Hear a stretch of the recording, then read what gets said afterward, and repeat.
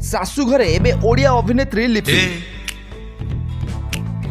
क्या बोलती तू ଶାଶୁ ଘରେ ଏବେ ଗୋଟିଏ ଓଡ଼ିଆ ଘରର ବୋହୂ ଭଳି କାମ କରୁଥିବାର ନଜର ଆସିଛନ୍ତି ଅଲିଉଡର ଜବରଦସ୍ତ ଅଭିନେତ୍ରୀ ଲିପି। ତାହେଲେ ଫ୍ରେଣ୍ଡସ୍, ଆପଣମାନେ ଲିପିଙ୍କୁ ତ ବେଶ୍ ଭଲ ଭାବରେ ଜାଣିଥିବେ।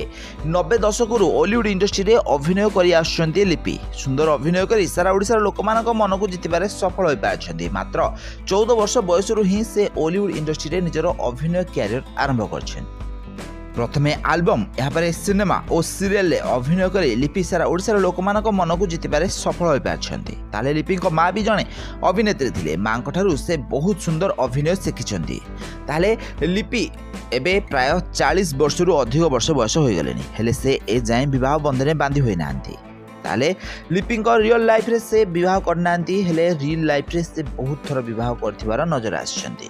ତ ସିରିଏଲରେ ସେ ଗୋଟେ ଓଡ଼ିଆ ଘରର ବୋହୂ ଭଳି କାମ କରିଥିବାର ବି ମଧ୍ୟ ନଜର ଆସିଛନ୍ତି।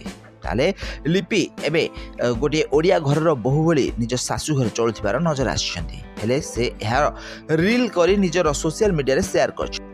ହେଲେ ରିଅଲ୍ ଲାଇଫ୍ରେ ଲିପି ଏଯାଏଁ ବିବାହ ବନ୍ଧନରେ ବାନ୍ଧି ହୋଇନାହାନ୍ତି। ହେଲେ ବାହାଘର ନ ହେବାର ଅସଲ କାରଣ ସେ ସୋସିଆଲ ମିଡ଼ିଆରେ ଗତ ଦିନମାନଙ୍କରେ କହିଥିଲେ କି ସେ ଜଣେ ଭଲ ଅଭିନେତ୍ରୀ ହେବା ପାଇଁ ଚାହାନ୍ତି, ଆଉ ବାହା ହୋଇ ସେ ନିଜର ଅଭିନୟ କ୍ୟାରିୟରକୁ ଖରାପ କରିବା ପାଇଁ ଚାହାନ୍ତି ନାହିଁ। ତ ଏହି କାରଣରୁ ସେ ଏପର୍ଯ୍ୟନ୍ତ ବିବାହ ବନ୍ଧନରେ ବାନ୍ଧି ହୋଇନାହାନ୍ତି।